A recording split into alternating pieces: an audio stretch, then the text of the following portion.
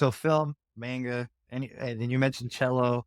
What other skills are you keeping under your hat that you're not telling? Gosh, I think the voice actor for Shao Cullen, I met him because I used to be a radio station DJ at my college radio station. That was back when it was owned by the college. It was Alden 88.5. And I did that job while also doing telemarketing, which I ended up using the telemarketing skills to help me with the Indiegogo for this manga. I never thought that skill would ever come in handy, but here we are. So, yeah.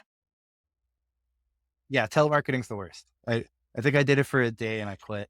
I don't even remember if I made it the full day.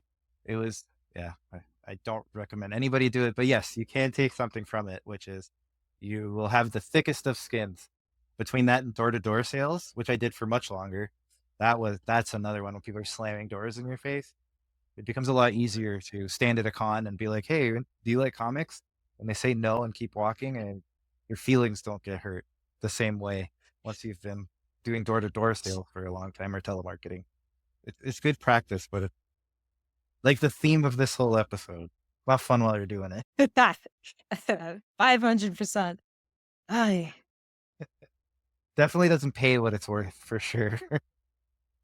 Oh, no, man. It was pennies. I think I ended up in a situation with my university where they said they would help pay part of your tuition, and I did it for 3 months, and I remember, I think, like, the first month just, like, struggling. 'Cause and I don't blame you for not making it through the day because I wanted to quit, but I was like, "Man, ugh, I need this money." So I did it, and it was just awful, and finally, I got to a point where I started paying attention to a guy in our office who worked at Enterprise, but and he did the telemarketing work on the side, and I watched him, and he had memorized the script, and he'd turn around and, like, face the window that we had overlooking the city, and he would just recite the whole script in the most conversational way, and I, like, took notes. I'm like, "Okay, so that's how he's doing it."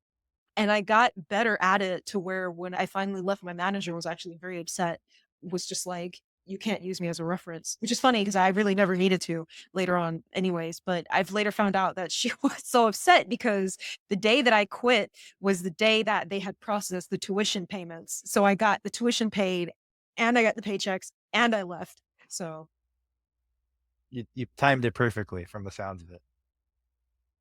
yeah, not by my design.